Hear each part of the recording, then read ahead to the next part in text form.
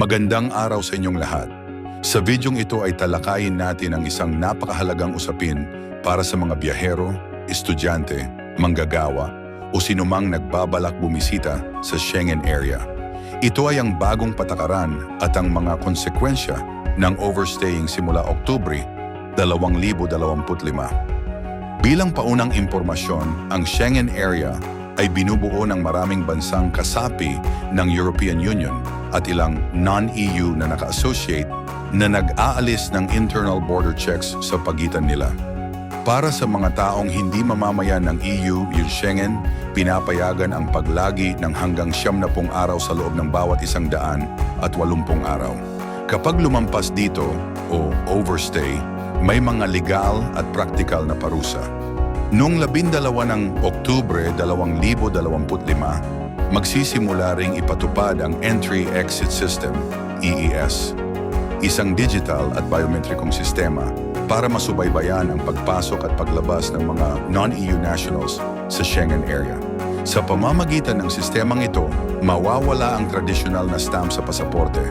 Sa halip, irerehistro ang iyong biometric data at impormasyon sa pagpasok, paglabas. Sa madaling salita, ang Schengen authorities ay magkakaroon ng mas mahusay at real-time na kakayahan para tuklasin ang mga overstayer. Bagong patakaran, AES, at iba pang pagbabago. Una, Entry/Exit System, EES.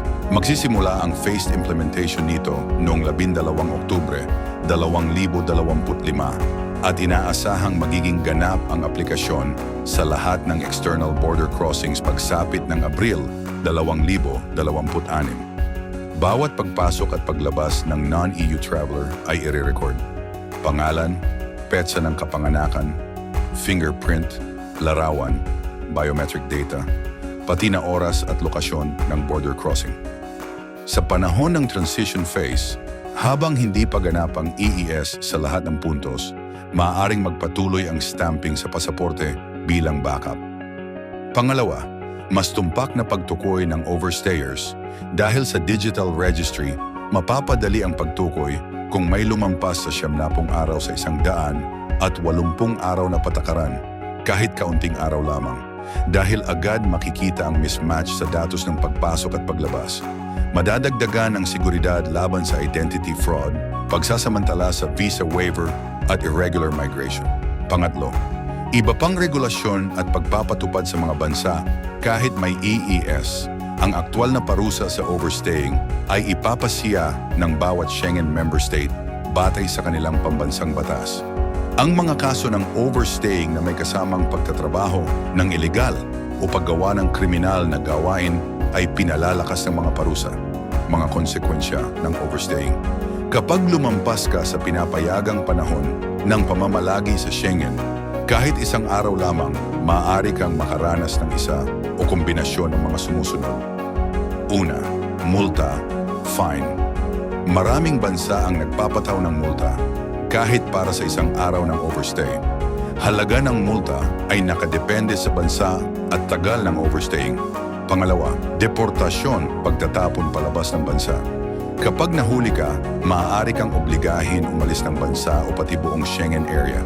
Sa mas mabigat na kaso, lalo na kung may kasamang ilegal na trabaho o krimen, maaaring mapailalim ka sa kustodiya o paglilitis. Pangatlo, entry ban o pagtanggi sa muling pagpasok, re-entry ban, entry ban. Maraming bansa ang nag-i-impose ng ban sa pagpasok sa Schengen area para sa isang takdang panahon. Halimbawa, 1 taon, 2 taon, o higit pa, depende sa tagal ng overstay at sa iba pang salik. Sa Netherlands, halimbawa, ang taong nag-overstay ng higit sa 3 araw, ngunit hindi lalagpas sa 70 araw, ay maaaring magkaroon ng 1 taong entry ban. Kung sobra pa sa 70 araw, maaaring 2 taon o higit pa. Sa ilang kaso, lalo na kapag may panganib sa pampublikong kaayusan o seguridad, maaaring mahaba ang ban, lampas sa 10 taon. Pang-apat, pangangambang sa susunod na visa, pagtanggi sa visa application. Ang record ng overstay ay maaari nang mailagay sa mga immigration database, kaya kapag nag-apply ka ng bagong Schengen visa, mas malaki ang posibilidad na tanggihan ka. Kahit hindi ka nade-deport, maaaring magduda ang mga border guards sa tuwing susubukan mong pumasok muli, lalo na kapag may nakaraang overstay history. Panglima, ang iba pang epekto praktikal at personal ay kapag may entry ban, maaari kang magkaroon ng pangmatagalang paghihirap sa pagbiyahe sa Europe, lalo na sa pagpaplano ng negosyo, personal na pagbisita o edukasyon.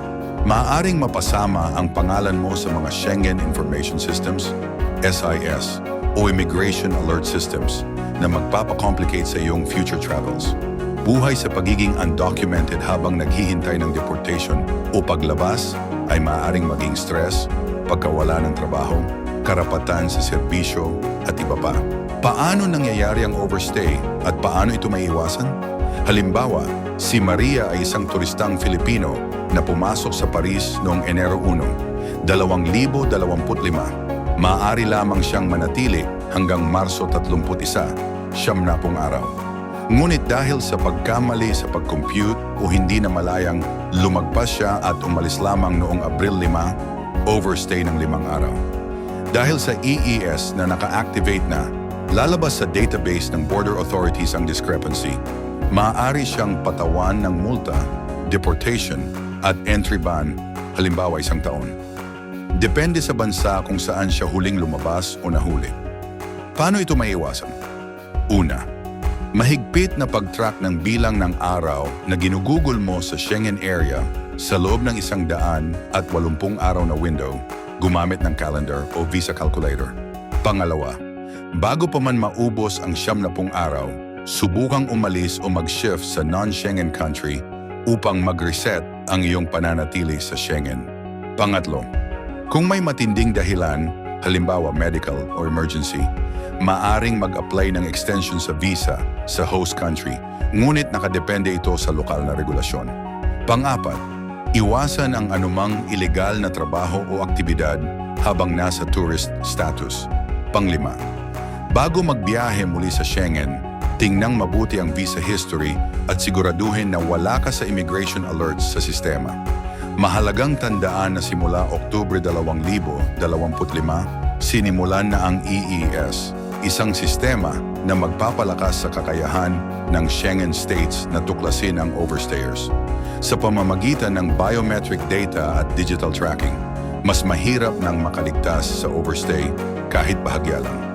Ang konsekwensya ng overstay, multa, deportation, entry ban, at paghihirap sa pagkuha ng visa sa hinaharap ay hindi biro. Kaya naman higit na mas mabuting magplano ng mabuti, mag-monitor ng araw ng pananatili, at irespeto ang mga batas sa imigrasyon. Maraming salamat sa inyong pakikinig. Huwag kalimutan mag-follow, subscribe, and like para sa iba pang mahahalagang impormasyon dito sa Europe. Mag-iwan lang ng comment para sa ilang mga katanungan at sagutin natin yan sa abot ng ating makakaya. See you in our next video.